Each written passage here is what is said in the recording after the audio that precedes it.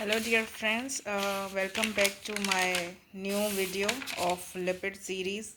In last video I have given a very brief introduction about fatty acids, and before that I mentioned the classification of the major groups of the lipids.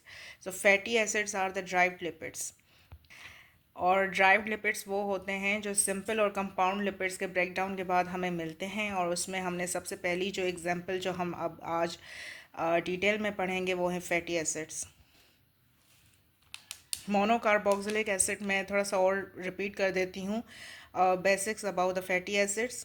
Fatty acids first of all lipids की कौन सी major class में आते हैं, वो हैं derived lipids. These are the derived lipids, they are we get fatty acids from the breakdown of fats. What are the fats? Fats are the triacylglycerols, मतलब उनके अंदर जो है वो एक ग्लाइसरोल मॉलिक्यूल के साथ 3 फैटी एसिड्स जो है वो लिंक्ड होते हैं। ओके, हियर इज मैं रिपीट कर देती हूँ। फैटी एसिड्स आर द और मोनोकार्बोक्सिलिक ऑर्गेनिक एसिड्स। ऐसा हम इनको क्यों कहते हैं? क्योंकि इनकी चेन में जो कार्बोक्सिलिक एसिड फंक्शनल ग्रुप है वो मौजूद होता है। ये कार्बोक्सिलिक ग्रुप है, इसके साथ एक आर ग्रुप लगा हुआ होगा जो एक लंबी एक कार्बन एटम्स की चेन होगी। इसी को सिंपली फैटी एसिड्स कहते हैं। फैटी एसिड्स में C4 4 कार्बन एटम से लेकर 24 कार्बन एटम्स तक की एक कार्बन चेन पाई जा सकती है, और ये हमें मिलते हैं हाइड्रोलिसिस ऑफ फैट से।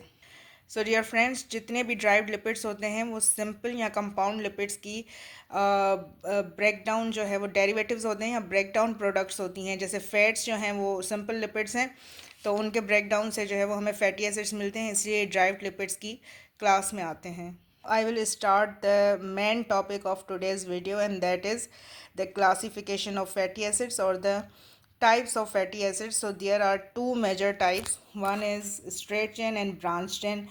Again, in straight chain we have two other types, saturated and unsaturated. Now this is a very detailed topic.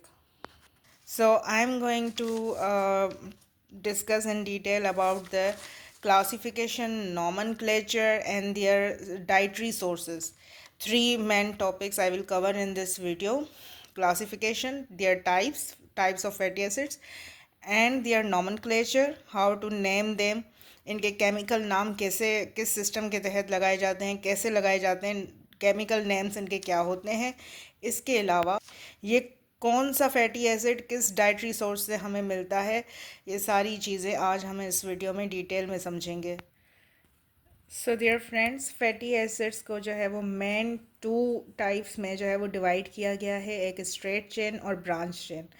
तो अब नाम से ही हम अंदाज़ा लगा सकते हैं कि स्ट्रेट चेन फैटी एसिड्स में जो है वो कार्बन की एक स्ट्रेट चेन होगी और कोई भी ब्रांच्ड कार्बन एटम उसमें नहीं होगा। इसी तरह जो फैटी एसिड्स ब्रांच चेन होंगे उनमें ब्रांचेस होंगी, उनकी जो चेन होगी वो कम्प्लीटली जो है वो एलिफेटिक या स्ट्रेट चेन नहीं होगी, उसमें ब्रांच्ड एटम्स भी होंगे। The branch and fatty acid is not a very diverse group. ये इतना डाइवर्स ग्रुप नहीं है, ये जो है वो नेचर में बहुत कम ही पाए जाते हैं। और जो फाइटेनिक एसिड होता है बटर में, उसमें ब्रांच एंड फैटी एसिड्स होते हैं। जो एनिमल्स के अंदर सेबेशियस ग्लैंड्स, मतलब जो ऑयल प्रोड्यूसिंग ग्लैंड्स होते हैं, उनके सीबम में हमें ब्रांच एंड फैटी एसिड्स मिलते हैं। अब क्योंकि ये एक छोटा सा ग्रुप था तो इसको मैंने पहले डिफ़ाइन कर लिया कि ब्रांच, और ये एग्जामिनेशन पॉइंट ऑफ व्यू से इतना इम्पोर्टेंट भी नहीं है, इससे रिलेटेड इतने सवाल भी नहीं आते। तो अब आ जाइए जो बहुत डाइवर्स और मेन जो बड़ा इम्पोर्टेंट टॉपिक है फैटी एसिड्स का एग्जामिनेशन पॉइंट ऑफ व्यू से, उसको समझते हैं। डियर फ्रेंड्स, मैं फिर से रिपीट कर दूं कि फैटी एसिड्स को जो है वो दो मेन टाइप्स में डिवाइड किया गया है, एक स्ट्रेट चेन और ब्रांच चेन। जो ब्रांच चेन है वो इतना डाइवर्स ग्रुप नहीं है, एग्जामिनेशन पॉइंट ऑफ व्यू से इतना इंपॉर्टेंट भी नहीं है। फाइटेनिक एसिड जो बटर में पाया जाता है उसमें ब्रांच चेन फैटी एसिड्स मिलते हैं।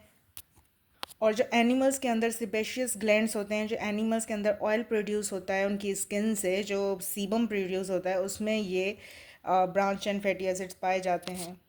Now the straight chain fatty acids जो हैं वो दो मेजर क्लासेस में उनको जो है वो क्लासीफाई किया गया है, saturated and unsaturated. Saturated fatty acids में जो है वो कोई भी डबल बॉन्ड नहीं होता। Dear friends, saturated fatty acids have do not have double bond in their whole chain।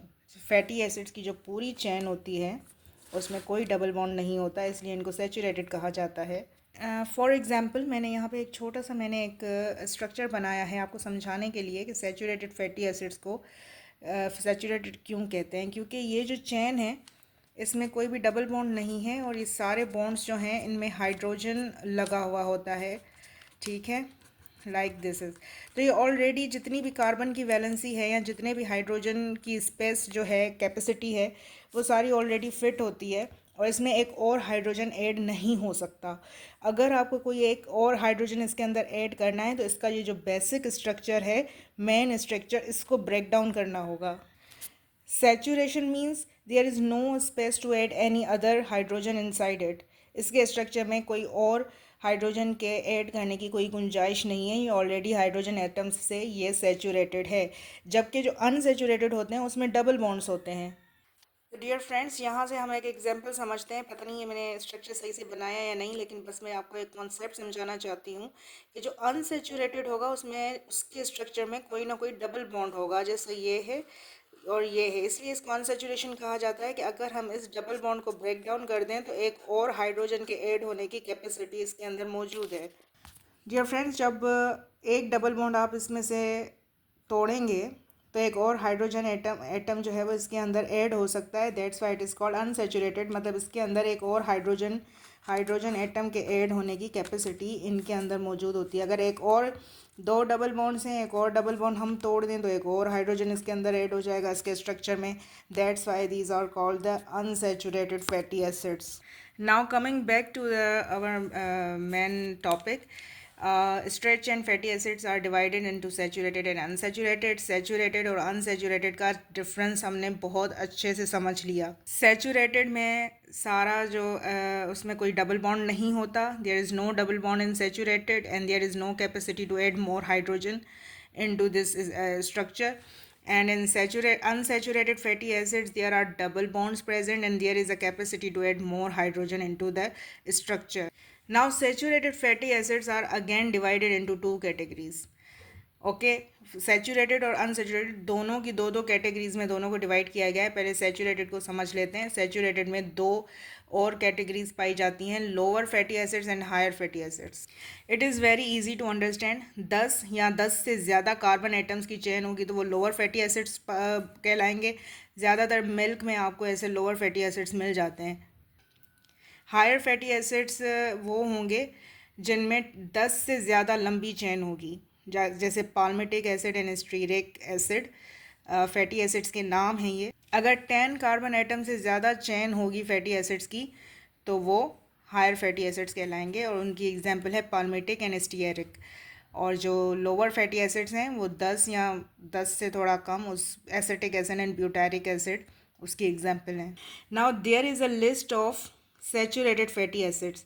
तो लोअर से हायर कार्बन एटम चेन की तरफ हमने जो है ये लिस्ट बनाई है। जो लोअर कार्बन एटम के जो फैटी एसिड्स होंगे, सैचुरेटेड फैटी एसिड्स, वो ऊपर हैं और हायर के जैसे पाल्मिटिक एंड स्टीरिक नीचे हैं।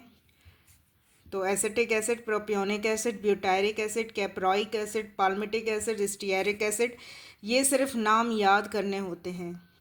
कभी कभी एग्ज़ाम्स में MCQs में और जो कमीशन या कॉम्पिटिटिव एग्ज़ाम्स दे रहे होते हैं कभी कभी उसमें ये सवाल आ जाते हैं। लाइक पाल्मिटिक एसिड जो है वो सैचुरेटेड है या अनसैचुरेटेड है, और पाल्मिटिक एसिड कौन से डाइटरी सोर्सेज में पाया जाता है। बस इस तरह के कुछ सवाल आ जाते हैं and you have to remind the names of these saturated acids, sorry, saturated fatty acids. Now come to the unsaturated fatty acids. अब अनसैचुरेटेड फैटी एसिड्स को भी दो टाइप्स में डिवाइड किया गया है, mono unsaturated and poly unsaturated. Mono unsaturated fatty acids और MUFA, poly unsaturated fatty acids और प्यूफा। मोनो से आप ये अंदाज़ा लगा सकते हैं कि जो मोनो अनसैचुरेटेड फैटी एसिड्स या म्यूफा जो होते हैं उनमें एक डबल बॉन्ड होता है, और जो पॉली अनसैचुरेटेड फैटी एसिड्स होते हैं उनमें एक से ज़्यादा डबल बॉन्ड्स होते हैं। DB मीन्स डबल बॉन्ड्स, एक से ज़्यादा डबल बॉन्ड्स होंगे। मोनो अनसैचुरेटेड की सबसे कॉमन एग्जांपल ओलिक एसिड है, और पॉली अनसैचुरेटेड एसिड जो हैं वो थोड़े से इम्पोर्टेंट हैं, वो इसलिए कि लिनोलेक एसिड, लिनोलेनिक एसिड, एरेकिडोनिक एसिड। अच्छा, ये जो तीन जो पॉली अनसैचुरेटेड फैटी एसिड्स के मैं नाम जो आपको बता रही हूँ, ये 3 पॉली अनसेचुरेटेड फैटी एसिड्स जो हैं ये एसेंशियल फैटी एसिड्स हैं।